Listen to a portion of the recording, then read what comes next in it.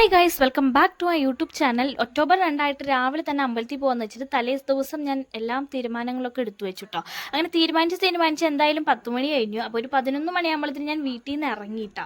അപ്പോൾ വീട്ടിൽ നിന്ന് ഇറങ്ങി ഞാൻ തൊഴുത് ഒന്ന് ചുറ്റിയൊക്കെ വരുമ്പോഴത്തേന് നമ്മുടെ നട അടച്ചിരുന്നു. അപ്പോൾ ഈ നട തുറന്നിട്ടല്ലേ നമ്മൾ അമ്പലത്തിൽ നിന്ന് ഇറങ്ങി പോകാൻ പാടുള്ളൂ.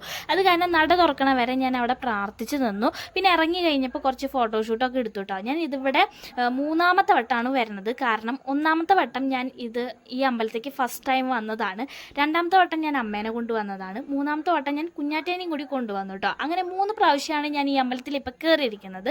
ഫസ്റ്റ് ഞാൻ വിചാരിച്ചു ആവണങ്കാട് പോയിട്ട് ഇവിടെ വരാമെന്ന്. അപ്പോൾ ആവണങ്കാട് പോയിട്ട് വരുമ്പോൾ എന്തായാലും ആ ആംബിയൻസ് ഇവിടെ കിട്ടില്ല എന്ന് വെച്ചിട്ട് ഞാൻ പോണ വഴിക്ക് തന്നെ അവിടെ കയറി. എന്ന് വെച്ചാൽ പോണ വഴിയാണല്ലോ ഈ ഫസ്റ്റ് ഈ അമ്പലം, അത് കഴിഞ്ഞിട്ടാണ് ആവണങ്കാട് അമ്പലം തുടങ്ങുന്നത്.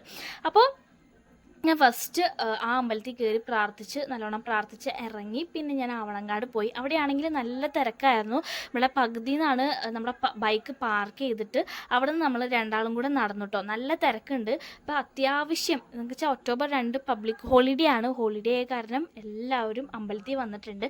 പിന്നെ ഞാൻ വിചാരിച്ചു എന്തായാലും ഒരു 12 മണിയൊക്കെ കഴിഞ്ഞു, 12:30 1 മണിയൊക്കെ ആവാറായി. അപ്പോൾ അന്നദാനത്തിനും കൂടി കഴിച്ചിട്ട് കയറാന്ന്. അത്രയും തിരക്കുണ്ടായിരുന്നില്ല, തുടങ്ങുന്നുണ്ടായിരുന്നുള്ളൂ. അപ്പം ഞാനും കുഞ്ഞാറ്റും കൂടിയാണ് പോയതെന്ന് ഞാൻ പറഞ്ഞല്ലോ. അപ്പം ഞാനും കുഞ്ഞാറ്റിയും കൂടെ അന്നദാനം കഴിക്കാനായിട്ട് കുറേ ക്യൂ നിന്നു. ഒരു 10-20 മിനിറ്റേ നിന്നുള്ളൂ കേട്ടോ. പെട്ടെന്ന് ക്യൂ ഒക്കെ പോയി. അങ്ങനെ പപ്പടം, സാമ്പാർ, കായ എന്തോ ഉപ്പേരിയായിരുന്നു ഉള്ളത് കേട്ടോ.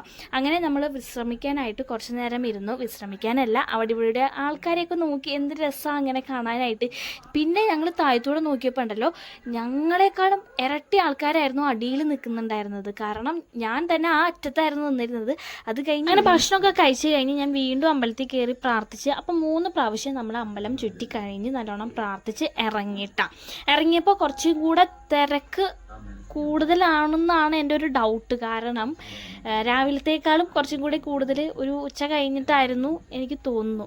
നല്ല പൊരി വെയിലാണ്. അപ്പോൾ വെയിലത്ത് നമ്മുടെ പാർക്കിങ്ങിൻ്റെ അവിടെയാണ് ഞങ്ങൾ ചെരുപ്പ് കൊണ്ടിട്ടത്. റോഡാണെങ്കിൽ എന്താ ചട്ടി ചൂടാക്കിയ പോലത്തെ ചൂടാണ് കേട്ടോ. നല്ല പൊള്ളുന്നുണ്ട്. അപ്പോൾ അവിടെ തന്നെ ഒരു ചെറിയൊരു കട. അപ്പോൾ ഞാൻ എന്തൊക്കെ ഉണ്ടാവും എന്ന് വെച്ചിട്ട് പോയി നോക്കിയതാണ് കേട്ടോ.